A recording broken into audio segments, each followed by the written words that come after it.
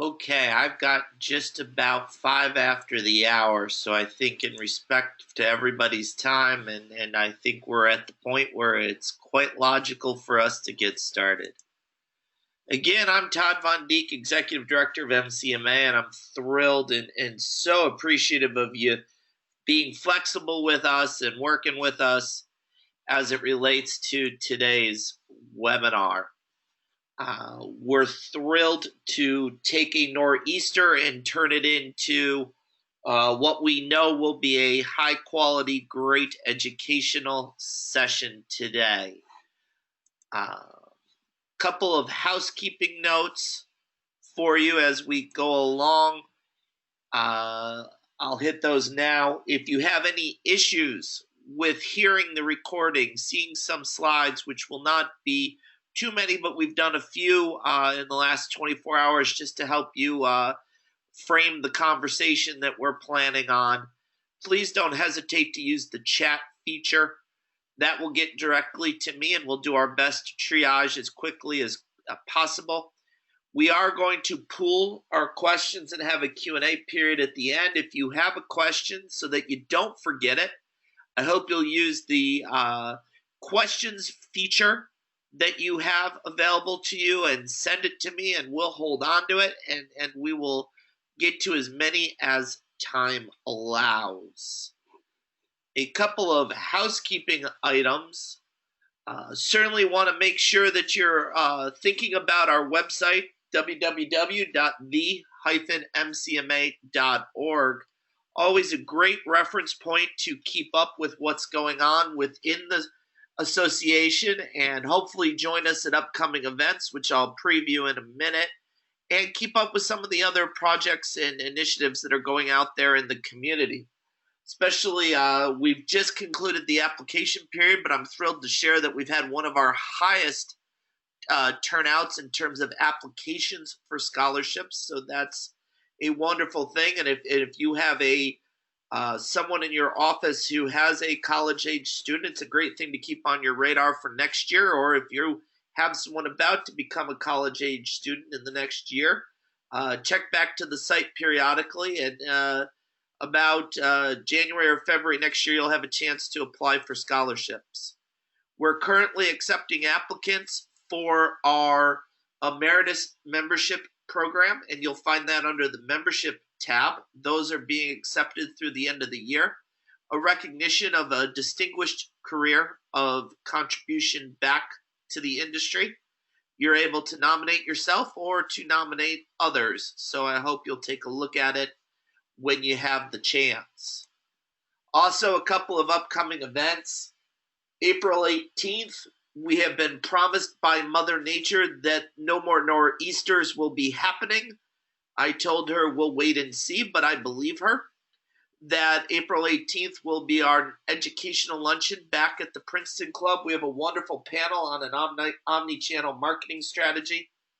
MCMA Day, if you remember, is more of a full day, two-thirds day educational session. This year we have a morning keynote roundtables where you'll able to go to more than one intimate conversation about topics of the day, and then a robust panel discussion. And then we'll cap off the programming year on June 20th when we head back to the Novotel Hotel for a networking social. And if you were with us earlier this year, I think the Novotel was a great backdrop for our last networking event. We had a wonderful time, great view of Times Square, easily accessible from mass transit, the subway system, and you'll always find more information at the-mcma.org, and registration for the 18th should be live later today by the morning at the very latest. I wouldn't be doing my job, and I wouldn't be expressing appropriate appreciation if we didn't take a minute to thank all of our sponsors, which you should see in front of you right now. If your business happens to take you to these folks or in the company of these folks, I hope you will take a minute to thank them for their support of the MCMA. It is so important that they hear directly from you. that you know that they're supporting the organization, that you noticed that they were supporting the organization.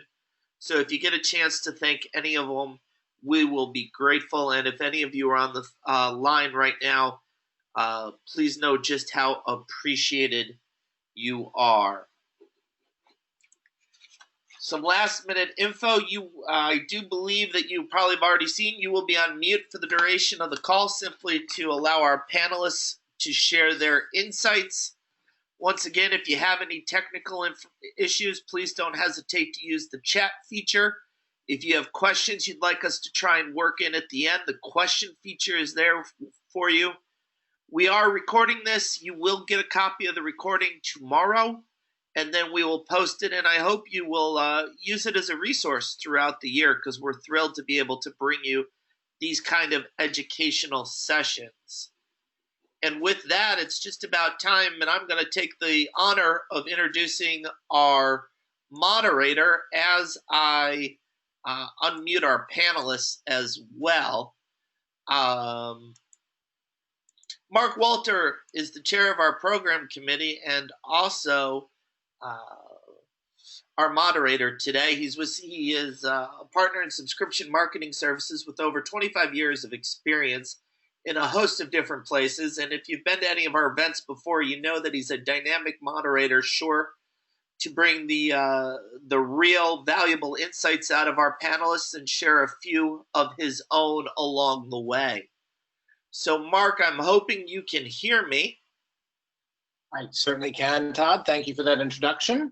I was chatting this morning with a friend who posted on Facebook complaining a little bit that his kids were already out enjoying the snow, but that for many adults, technology means that they don't get a snow day. And I pointed out to him that technology also means that we didn't have to cancel today's luncheon. We just turned it into a webinar. So hopefully that works out for everybody. And hopefully you can see my screen. But it's not about me today. It's about what our panelists are here to talk about. So without any further ado, let me introduce them, or let me have them introduce themselves. We'll go right down the line. Devin Brown, you want to introduce yourself and talk a little bit about your background? Sure. So I'm Devin Brown. I'm with McKinsey and Company. My role today is the Global Manager of Social Media. I've been with McKinsey for 10 years, and previously I was at a number of publications and also startups. My role at McKinsey is to basically help the firm internally with its social media, helping individuals be able to teach them guidance on how to use tools like Twitter and LinkedIn, which is the most important platform for us, the latter. How our brand uses social media, McKinsey and Company, as well as any other practices or offices, and then just giving good guidance and strategy into the knowledge and the storytelling that we publish. And I have a team of editors and trainers that help with that. Great, thank you for that. Emilie Harkin, can you say a little bit about yourself? Hi, everybody. Thank you for inviting me to participate today. I am the Consumer Marketing Director at The Atlantic. And in a nutshell, what that means is that I try to get people to fall in love with The Atlantic, subscribe to us, keep subscribing, and be so delighted that they give gift subscriptions as well. So that full circulation, subscriptions, customer responsibilities. I also oversee newsstand and dabble in some off digital areas of the business as well. And before that, I was at Foreign Affairs magazine for 9 years, where I had similar responsibilities. And before that, I was at the New Republic. So I've been always really focused on the customer, on how we speak to our subscribers and potential subscribers, and how we can continue to give them a really fantastic experience so it becomes a lifelong relationship. Excellent. And next to you is our other Emilie H. So Emilie Hughes, would you like to introduce yourself? Sure. Hi, everybody. I'm the co-founder of Loup Digital. It's an audience development consultancy that works with brands like This Old House, Clicks Media Group, Feed, Olivia Palermo, and a bunch more. We help them acquire, engage, and convert audiences through email, social media, SEO, paid media partnerships, and lots more. Before this, I ran audience development at Goop, Gwyneth Paltrow's lifestyle brand, and was also part of the audience development team at Amex Publishing and Time Inc. on brands like Food and Wine and Travel and Leisure. Wonderful. And then last but not least, at the far end of the screen or the table is Jeanniey Mullen. Could you introduce yourself? Absolutely. Hi, my name is Jeanniey Mullen, and I am the Global Chief Marketing Officer for Mercer. For those of you not familiar with Mercer, we are a consulting services organization, so not necessarily in publishing. However, we do a lot of intellectual capital creation, distribution, and publishing. So we do publishing, even though we're focused more as a consulting organization. I've been in publishing for a number of years, and my role here at Mercer is to digitally transform the business on a global perspective. So very excited to be part of this conference. Great. Thank you all for joining us today. I will hop into the first set of questions that we've prepared. Throughout the season, we've been talking a lot, and we've had a number of presentations and other panels about new developments and marketing capabilities. We've had sessions about big data, cross-device and cross-platform identification and tagging capabilities, all the new shiny toys that marketers get to use these days. So I'd like to ask you what of those developments and what new platforms are you using that you're most excited about and that are bringing you success in today's environment? Who wants to jump in on that? I can go. So this is Jeanniey. Oh, go Jeanniey. Okay, thanks. So I'll start. You know, it's really interesting for those of you not familiar with Mercer. We're a $4.6 billion organization with 23,000 employees and 28,000 clients from all over the world. So when we are looking at digital marketing, we have to look at it from a very tactical level, as far as the traditional, advancements in lookalike.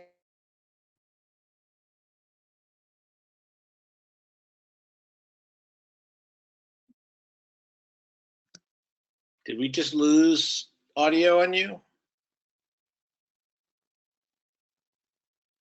Or is that me? No, looks like we're having a trouble with Jeanniey and she's calling back in. It's snowstorms in New Jersey, I suppose. Can you hear me now? Yes, we can. You're right now. Great.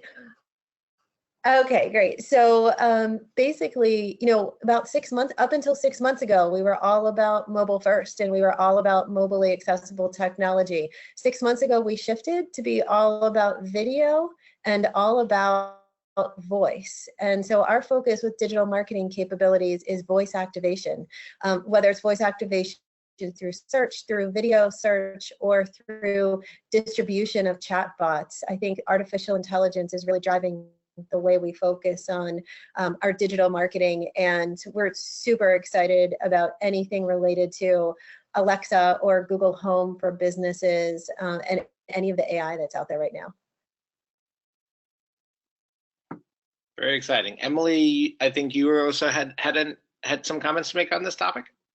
Yes, I was going to say similar things. That's kind of all that I'm reading about and kind of experimenting with lately. But I think also for brands that maybe aren't at like the super forefront of their industry or just starting out or might be a little smaller, I can be a true believer in the basics and really developing a diversified audience strategy. So not being too reliant on any one channel. I think people can get really fascinated with kind of like the new shiny objects that are out that they then end up sacrificing their more traditional channels, which are going to be the organic and really sustainable ways to maintain your audience. So for us, we're like huge nerds for data. And I think the more access to understanding you have of data, the more successful your business is going to be. And we use that to develop a really diverse cross-channel strategy for email and social and SEO. Excellent. I'll tag in there too. So kind of riffing off of what Emilie said, this is probably a familiar challenge with a lot of people on the call, but currently we have several different databases. We have our fulfillment house, which has all of our magazine subscribers. We have our email service provider, which has all of those relationships.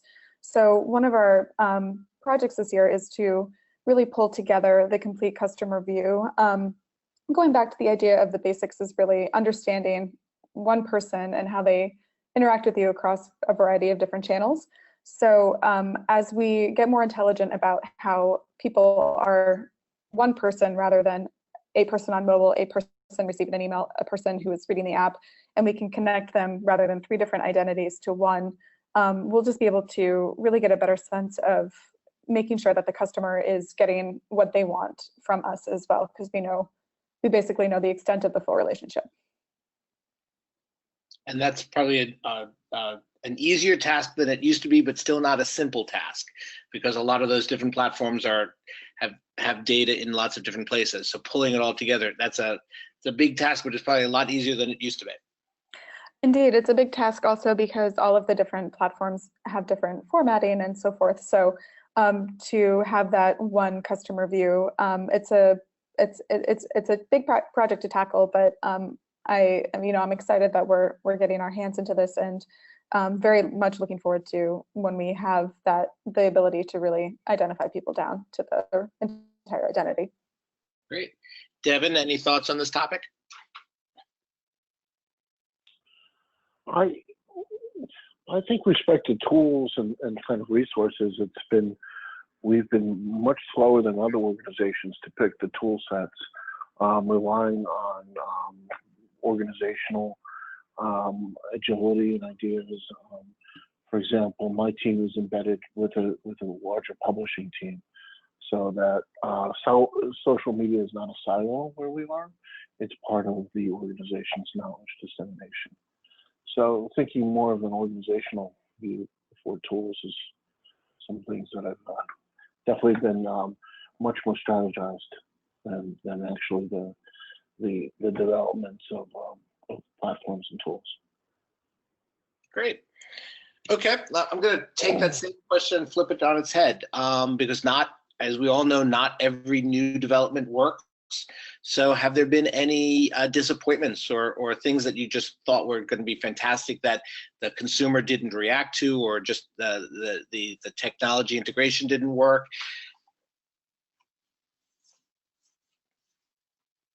Who wants to start off on that? I can go. I'm like hesitant to cut anybody off now. Well, this is Jeanniey. I can start. Oh, go ahead. Oh, go ahead, Jeanniey.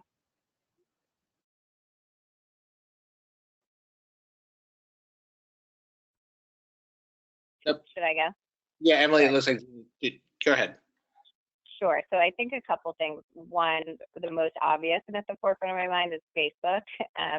Obviously, everyone's aware of like all the news that's out recently and issues with like proprietary information, but even more generally, it was once a really reliable platform for our industry, and it's just kind of become suspicious and questionable. And their last algorithm change really put brands at a huge disadvantage. So some brands who weren't really prepared for that are definitely scrambling, but the more frustrating part is that it's definitely kind of Facebook's world and you have to play their game to some extent. So we're always looking for other options, but still kind of dealing with them.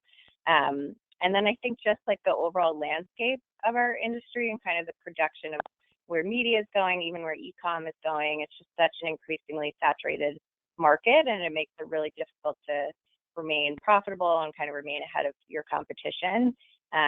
But at the, on the flip side, that's also what makes digital marketing so exciting, because you're kind of the leader in making sure that happens. Great point. Jeanniey, you were going to say some things? Yeah, I was going to say, what we've started to get really disappointed in is the inability to easily integrate our marketing technology tools together.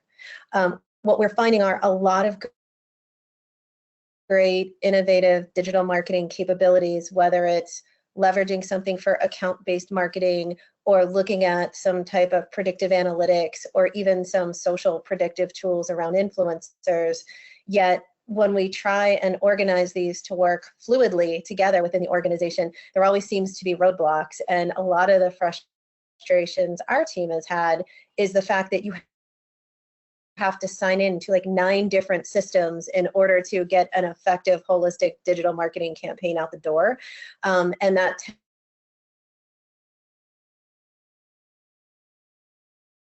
can be frustrating, I'm sure, and challenging. tends to lead you to either stop doing things in as a sophisticated as you should. Yep. I think the snowstorm in New Jersey must be a little bit more intense than it is in the city. We keep on losing you.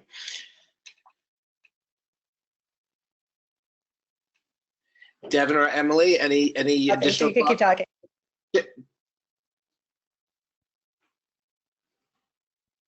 Anybody else, any thoughts on that topic? I'll jump in. I think it's just a challenge that we all have here as well, similar again to what Emilie was saying. But previously, when we would think about your competitive set, you would think about the other magazines who had similar content to yours, audience to yours, and so forth. But now when it comes to digital marketing and digital communication, your competitive set is literally the entire internet and the entire, every app, every social media platform. So carving out your space and your time and grabbing people's attentions in a much more, in a world where they're getting digital invitations at every turn, it's something that I think we are still learning with how to grapple with, and how to really come together with marketing and communication and presentation of the editorial products. Make sure that we capture that attention when people are getting pulled in so many directions.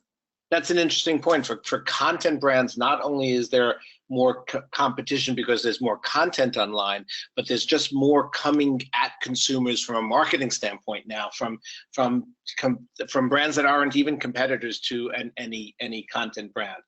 There's just so many demands on consumers' time and attention in our inboxes. Devin, yeah, exactly. Any additional thoughts, Devin?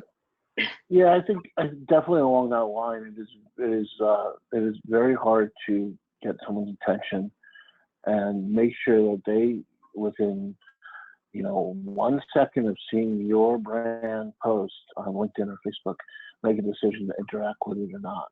So it really is your reach is going down and down each month, and we see that on LinkedIn where there's just so much more content.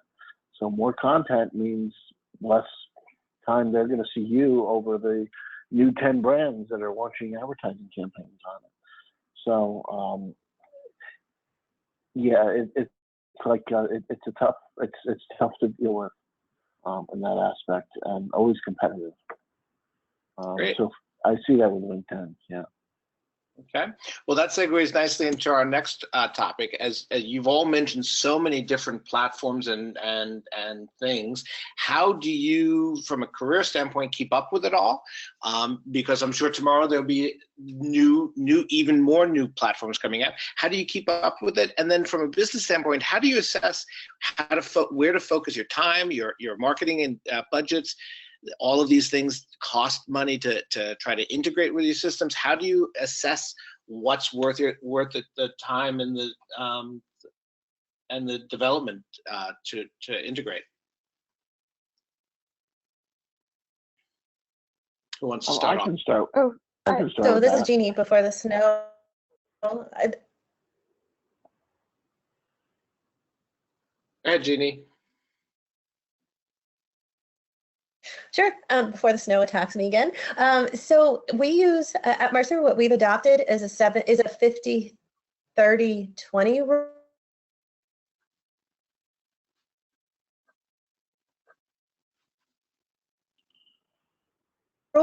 So 50% of our budget is put on initiatives that we know work and paid. 30% of our money is spent on accelerated efforts, so new digital technology technologies that we expect to get a large return on, so we invest ahead of what we see, and 20% is tagged for innovation with it.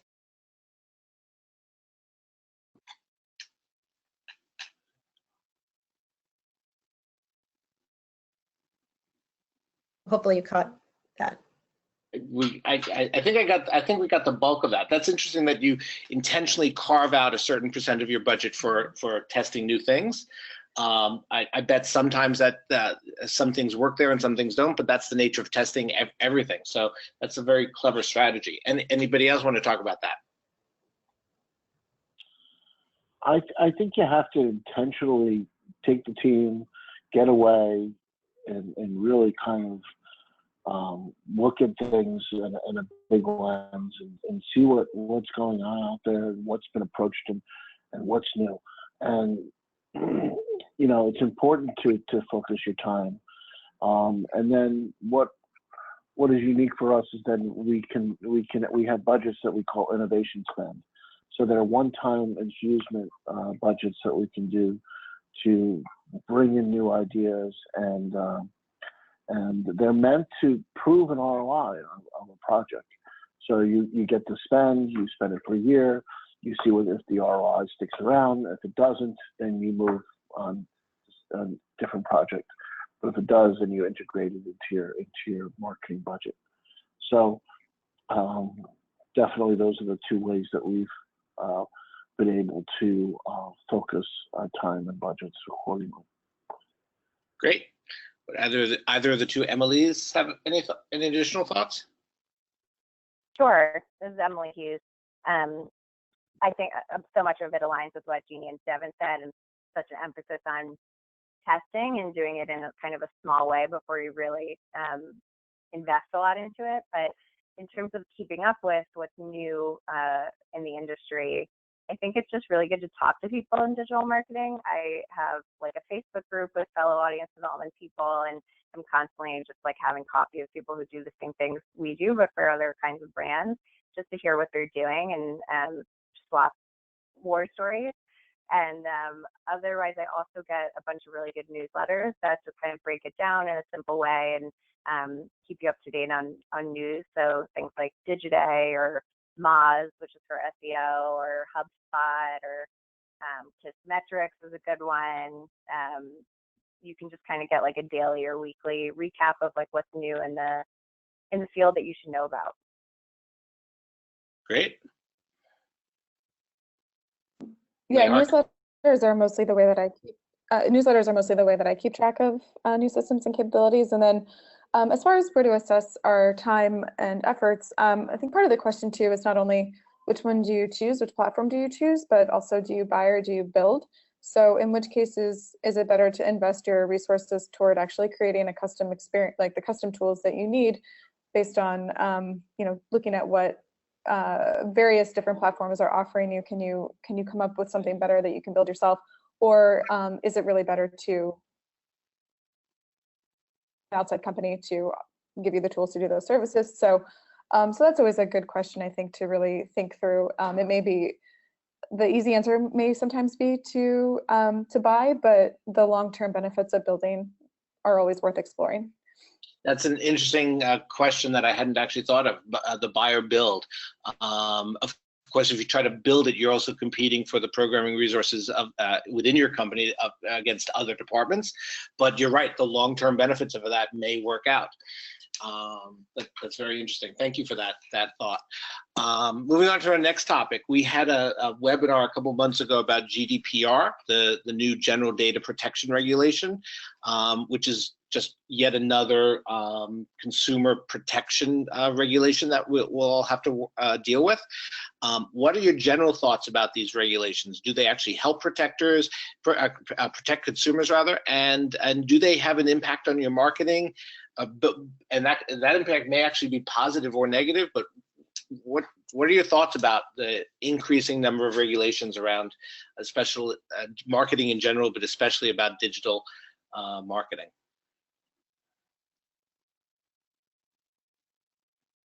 So this is Jeanniey. As a B2B company, we are primarily working with business consumers. and then we're reaching their employees. GDPR for us is, not necessarily a hardcore game changer, but it does certainly put some obstacles in the way of us being able to use some more advanced digital marketing technologies and predictive analytics as a way to identify interest, suggest next best product, and things along those because of the requirements to opt in. I understand that soon after GDPR gets implemented, PECR is going to come out, which is going to eliminate or offset many of the GDPR regulations. And so I think that this will be a continuous loop of privacy controls that we have to just be ready to manage through the best that we can. And I personally wouldn't be surprised if after all the news in the last couple of days about Facebook and some of the things that happened with consumer data there, if there won't be more regulation coming down the line at some point. Emilie, it looks like you had something you wanted to add on that. I'm not sure which Emilie you mean. I'm sorry, Emilie. Well, Emilie Hughes, I see you have your mic on, so I assumed you were getting. Sure.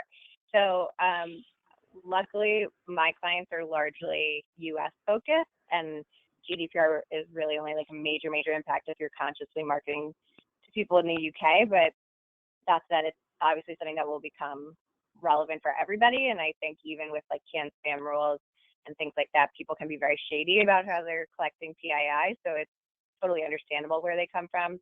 For us, we see that a lot of the vendors and platforms that we're using are kind of bearing the brunt of this transition and changing the way they collect data. I know I've gotten emails from Facebook and MailChimp and all sorts of email service providers and social media tools about this. So it's just good to stay on top of any of the required changes by platform should this become part of your audience and marketing strategy. Great. Anybody else?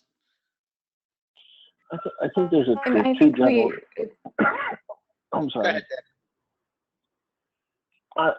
Basically, there's two trends coming.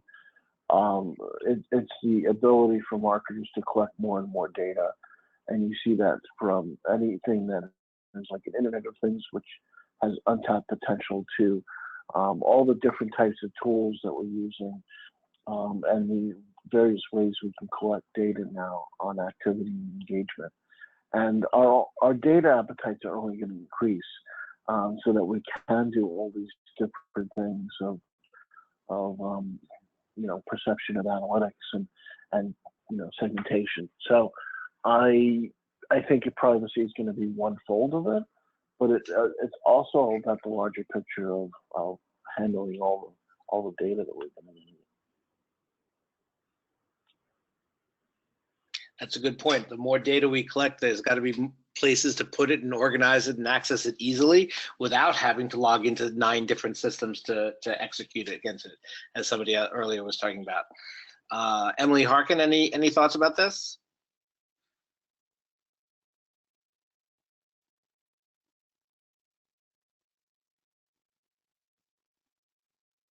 No? Okay. Moving on then. Let's see. Go ahead. Oh, sorry. Can you hear me okay? Yeah. Now we can. Okay.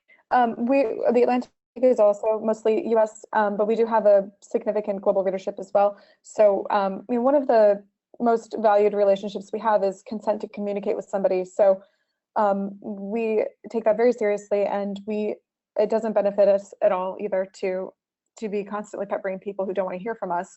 So I think in a lot of ways it'll add some good disciplinary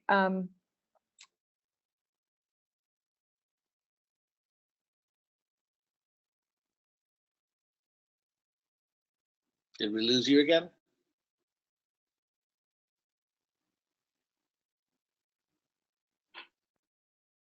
You there? Okay, we'll move on while we get her back. The blizzard has taken over. Nobody, everyone. It does seem that way. Wow. Okay, well, continuing on, I'm sure you all are aware of, and we had a recent seminar about the growing amount of fraud in online advertising, from non-human traffic to some of the inability to know exactly where your ads are going in some of the ad markets. So what are you and your companies doing to make sure that you're spending your marketing dollars well, and getting the most bang for your buck with your budgets? And then also, how do you look at the metrics of your own site? Do you try to scrub it for that non-human traffic that's happening? Anybody want to talk about that?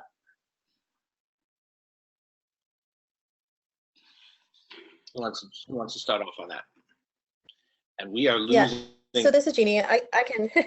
This is Jeannie. I can start. I think being in the B2B space, where we are not as subject to as massive amounts of fraud with our ad spend as I've experienced when I've been at B2C companies. However, we do see a tremendous amount of it, especially on social. And I think the new Twitter regulations that have recently come out, I think that go into effect on Friday, are really interesting, with the inability to just pre-write messages and how people share them as a way for Twitter to battle and it's great that the technology companies are stepping up to this challenge and doing what they can to reduce and bots. We try everything that we can to remove those out of website metrics. It's certainly, while it's great to tell you that 100,000 people came to a certain web page, it's very disappointing when you only get 3 leads from that, because the majority of it were bots or spam or fraudulent traffic. So we try to eliminate that the best we can up front, but it's going to consistently be a challenge for all of us. Great. Anybody else? This is Emilie Hughes. We have kind of seen it in 2 fronts. One is we help a lot of brands kind of fulfill ad campaigns with paid traffic, and obviously that can go awry pretty quickly. So we work very closely with Moat and ComScore and TV and IAS, just to ensure that the vendors and platforms we're using are verified with them, and that if there is any fraudulent traffic, it's getting flagged, so we can kind of adjust accordingly. We also have seen it on 1 or 2 brands in terms of email acquisition and lead gen. So we have started implementing like invisible reCAPTCHA and sometimes the double confirmation to combat any bot signups, and that has definitely helped. Did those brands have anything unique that gave you a clue why they would be seeing more? And I assume you mean that there were just bogus email addresses in their list. Was there anything about those brands? It was a mix of bogus emails, and then we also started getting a high number of spam complaints. So there were essentially people's email addresses were being signed up without them manually doing it. So that was actually a red flag. So we kind of we did a deep dive into that and have fixed things. But it was just a total. It can happen at any time to any brand, so it's just something you have to be on top of. Great. Emilie, Harkin, anything on that topic? I'm sure I don't actually. This isn't my purview, so I don't actually have too much as far as the fraud and online advertising. But to Emilie's point, we do double opt-in for every free transaction, and then the anything that anyone purchases online has an added level of security. So I would just also echo that great advice to make sure that you're doing everything you can to confirm that humans are engaging with you rather than bots. Great. Devin, any closing thoughts on this topic? No, not really, actually. So thank you, though. Okay. Okay, we are at about 1:45, so let me open it up. I've got one final question, but let's open it up to see any questions from the audience. So Todd, if you can help, let me know if we've gotten any and flow them through to me. Sure. Or it might actually just be easier if you read the question. That's all right. This one's for Emilie Harkin. It's been noted that you talked a bit about seeking to accomplish a single view of the customer, and this attendee was hoping you could amplify and explain a little bit more about the meta of how you're going about that, how, where, using what. Help us get a bit more of a picture of what you've got going. Sure. This is one of those the build situations. So we have an extremely talented data and insights team here, and they are the ones who are really leading this the execution of all of this. So they have been reviewing all of our different databases, where customer information lives, and trying to figure out what can we do to bring everything together into one place. And not only can we bring them together into one place, but create the kind of tools and filtering and so forth that we can extrapolate valuable insights from that. So it's a little bit early to speak in any specifics because they're still in this sort of intelligence phase. But the goal there again is just to get to that one view, and I'm excited and optimistic about what they'll be handing over to us. Wonderful. Sounds exciting. Another attendee would like to know advice or in general how you know if you're communicating with individuals as opposed to bots. And I think the first thing I'd throw in there is that our webinar archive has a bit of that presentation, from last month online about ad fraud, which I think would be a good underlying foundation. But if anybody else would like to dive in on that. We use recaptures on some of our pages, and Google provides a free recapture tool to embed into your forms if you need to. So it's an easy way to combat fraud. And the recaptures these days, once you fill it out once, it works across a number of platforms. Wonderful. For the consumer. Yeah. We have another question. Appreciate them all coming in, and please keep them coming. The question, and I think it's a great one because it applies to any scenario, really. We're all consumers as well as marketers. Are there any marketing tactics that the marketer in you know works, but the consumer in you worries has gone too far? Oh, that's a great question. I'm actually going to mention one that I found recently. I was doing some business-related research on an e-tailer's site, and I was playing around with their shopping cart just to see what they were capable of. And I obviously, it was not a site I was going to buy from, so I at some point abandoned the cart and exited the site. And about 2 minutes later, I got a Facebook instant message from that brand. I'd never friended them, but I got an instant message on Facebook letting me know that the item that I had abandoned in my shopping cart was had low inventory. So if I came back and purchased right away, I'd get a discount. And I thought could be a very clever and useful marketing tactic if I was in the demographic and the site was clearly meant for millennials. And I thought that could be really clever or really annoying. And I'm not quite sure in the end of the day how I thought about it, but it certainly was new to see that was capable. I'd never encountered something like that before. But do any of our panelists have answers on that? I think mine is, and it's probably more personal pet peeve than anything else, but I really hate sweepstakes for email acquisition. They totally work, and you can get tens of thousands of names in one batch, but the quality of those names is really an issue, and I just think it's not the best user or brand experience for consumers, but it's just kind of one of those like evil necessities. Another question we have, let's circle back a bit to testing. Someone's curious to understand more of how you go about testing different platforms and the degree in which you're testing against each other platforms. I can jump in there from a paid media side, there's so many platforms you could possibly be using, and they all claim to do pretty similar things, and they will engage or provide results differently for each brand. So for us, we work with a pretty big brand that we run all their paid media, and we have a set budget each month. And similar to what Jeanniey said, we kind of set a piece aside for testing each month, and just keep we'll do a very small budget. It'll be under 5,000 for sure to test, and keep an eye on what their KPIs are, which is usually like the cost per unique or the cost per page view, time on site, retention, things like that.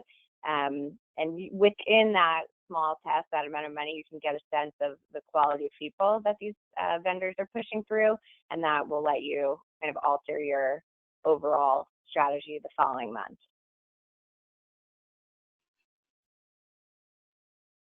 Great.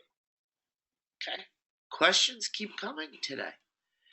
Another question. I understand that magazine subscriptions are rather universally difficult to achieve in the digital space. And this is a two-part question. First, do you agree? And if so, what offers are magazine publishers having success with, free or paid?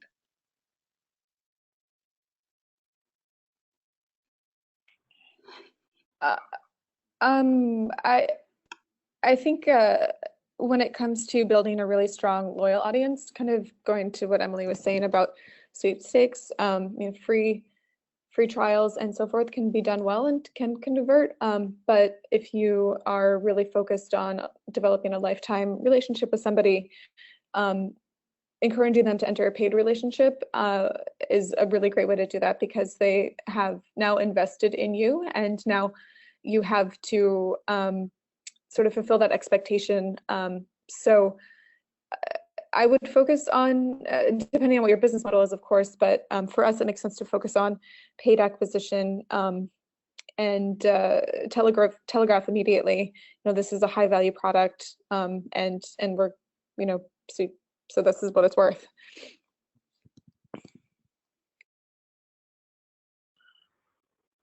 McKinsey doesn't necessarily have a magazine subscription, but I think the interesting thing is that what we're doing is we've been actually selling a number of books lately, and it's not the primary driver of what we're looking for, but definitely having them enter a marketing cycle where they can get something for free, interact with us through webinars, offline events, different types of media, and then you can hit them over. And the journey, the decision journey, when it's that long, it can yield some very good results for you. But it does take some thought into leading them in, and before they'll make a paid decision. If you bop them over the head and ask for payment up front, often a hard offer is just going to be a waste of time.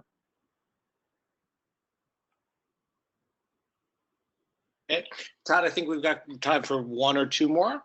Exactly what I have left, Mark. Two more. Excellent.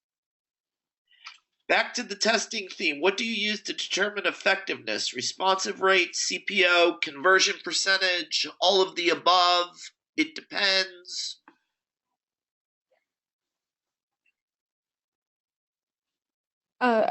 Emilie here. I think that it's important to identify what your measures of what you're measuring from the start before you even begin your tests, and also to identify in advance what success means, what failure means, and so forth. So that way, when the data does start rolling in, there's no questions about, well, I think that a 1% conversion rate is great, but somebody else says, well, I think a 5% conversion rate is what we actually need to hit. So actually really figuring out with the stakeholders who are involved, what is the metrics, not only what are the metrics, but what do we have as a shared collective agreement on what success is really critical before you do any kind of testing.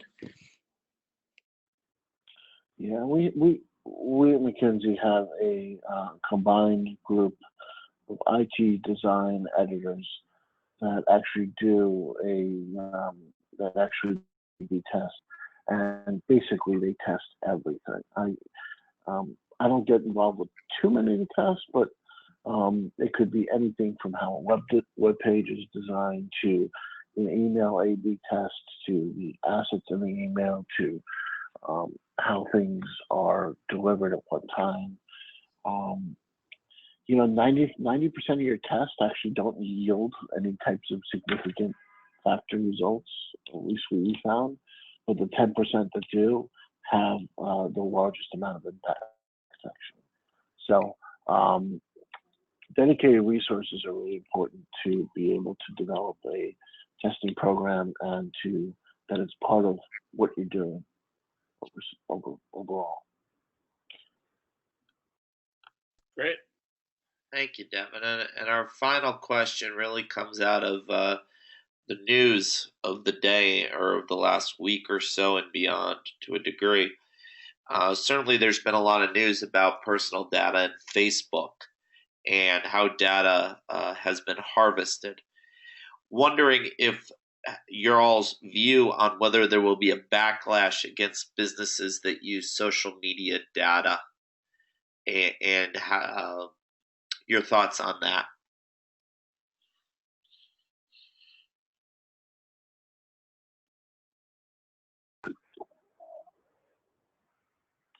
I remember a number of years ago when it's Devin here, when this happened again, and I know there was a New York Times investigation by a colleague I knew, and investigating what companies were doing and what the landscape was going to happen. And I think there are cycles of this that are going to happen no matter what. Something unfortunately is going to go wrong. There'll be a backlash. There'll be a industry will lead the charge, and for the most part, I think marketers have been very prone to be supportive of regulations, and for the most part, I think we are accepting of them. And then that'll be the end of it.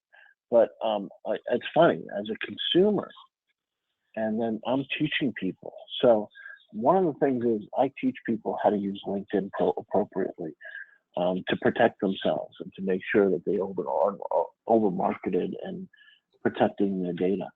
So the flip coin is I do both.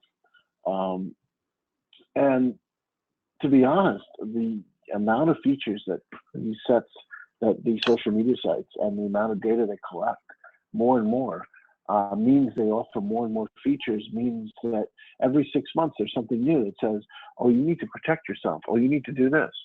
One of those things is that if you're in the news, it could actually, LinkedIn would send a message out and actually tell your friends if you're in the news. Well, what if you're in the news for wrong things? So you have to be very mindful of social media sites in teaching consumers to how to protect themselves, and as marketers in the same way. So it's only going to become more difficult over time.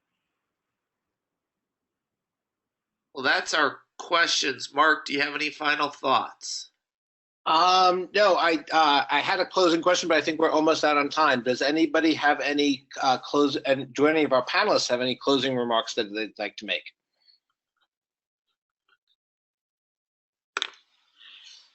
None for me. Thank you. Thank you. Yeah. Thank you for me as well. Yes, thank you. Great. So yes, thank you to everybody. I hope for the attendees, despite the snowstorm cutting out on audio a couple of times, I hope this was informative. It was certainly a learning experience for us doing a webinar like this, so I hope it worked out. And as Todd mentioned earlier, Mother Nature hopefully will not snow on us a month from now when we are scheduled to have our next luncheon, the educational luncheon about the omni-channel marketing strategy. Today you've heard from our panelists talk about all the different platforms and tools that marketers have. The seminar, the topic in April looks at the same ideas from a different angle, how to take all of those and create one overall comprehensive marketing strategy. So sort of putting all the pieces together and figuring out how to present your brand and market to your consumers. So hopefully you'll be able to make that, and hopefully it actually will be in person. So look forward to seeing you there. Any closing thoughts, Todd? No, I think that's about it. Thank you all for joining us. We will make a recording of this. We will get it out to you in the next day. We'll also give you a opportunity to share your feedback on what you heard and how we can continue to strengthen the educational program here at the MCMA. And appreciate your flexibility. Thank you to our sponsors as well. Stay warm, and I hope the snow isn't too impactful wherever you are.